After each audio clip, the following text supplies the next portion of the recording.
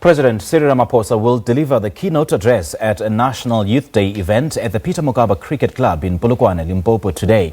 The president is expected to announce new programs to tackle rising unemployment amongst young South Africans. The youth make up over half the unemployed in the country. Ramaphosa is also expected to reflect on what government has done to help the youth over the past 25 years.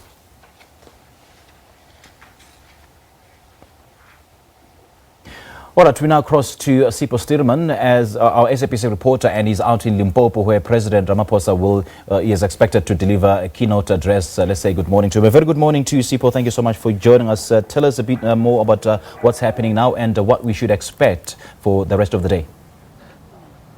Well, a very good morning to you and our viewers at home from this cold Polokwane morning here at the Peter Mokaba Cricket Club. Of course, Youth Day celebrations are expected. As you mentioned there, President Cyril Ramaphosa will be giving that keynote address, remembering 43 years, of course, since that class of 1976 made those brave steps, standing up against the apartheid government. But of course, the struggle today is different, and let's actually speak on that fact. And I'm joined by the NYDA Executive Chairperson, Sipho.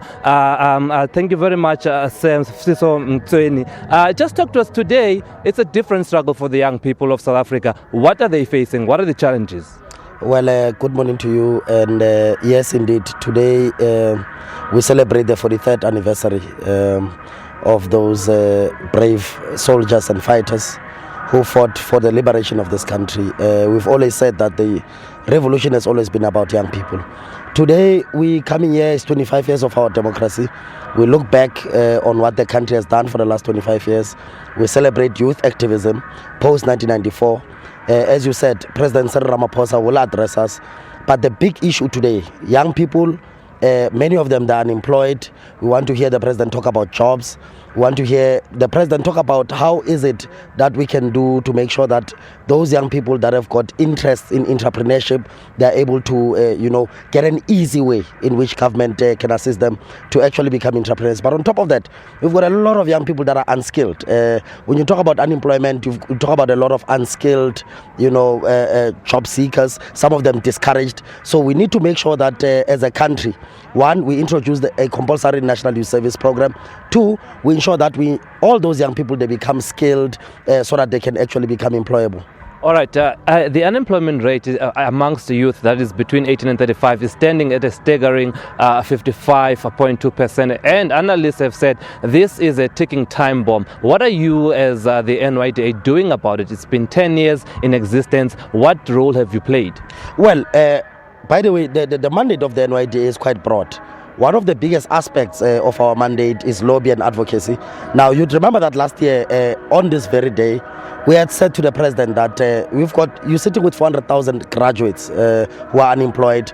Most of them, they are kept outside because of this phenomena of job experience. So one of the things that we've actually achieved was to remove experience as an entry-level requirement. That will create a space for 400,000, unemployed graduates. But at the same time, I think one of the big things that we've said, there's been a job summit last year. There's been an investment summit where actually private business has actually said that there's going to be an investment into the economy. One of the big things that we've actually said is that let's make sure that the mineral resources in our country, we actually beneficiate them in our country, because normally what happens is that they mine and then they take raw material to different countries, and that creates over 1 million jobs. So one of the things that we want to say is that let's make sure that we beneficiate in our country. Let's create 1 million jobs. Let's revive the factories that used to be there. Let's revive the textile industry. Let's revive the manufacturing so that but perhaps let's get into your role into all of this, because you have a budget of over $500 million. Over just 500 million worth of a budget, and you've called for more. So and people often don't understand what it is that you exactly do. So a young person that's looking for employment today, when they knock to your offices, how can you assist them? Well, you are right. By the way, that budget you're speaking about is not even nearly enough. There's 19 million young people that are actually looking at that 435 million budget. Now, if you take 19 million And we understand half of it goes to your salaries. No. Actually, the NYDA has got the lowest salary bill. We're actually sitting at 34%. We're investing 66% of that budget to projects. So I'm saying that we've been able to take over 700 students in this country through the Solomon Mahlangu Scholarship Fund.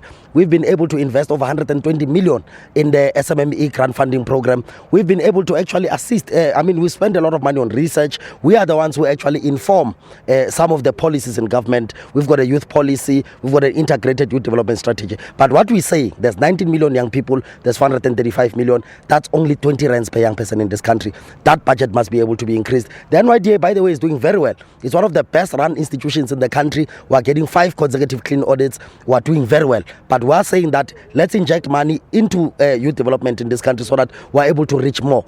As I'm talking to you, today we're going to introduce trailblazers. We're going to introduce young people that have actually succeeded out of this particular NYDA program. All right. Well, thank you very much. That is the executive chairperson of NYDA, Sipho Stuurmans, talking to us about the progress that the NYDA has made in terms of advancing youth development in the country so far. 10 years of its existence, and today, of course, we'll be marking Youth Day, June 16. Back to you in studio.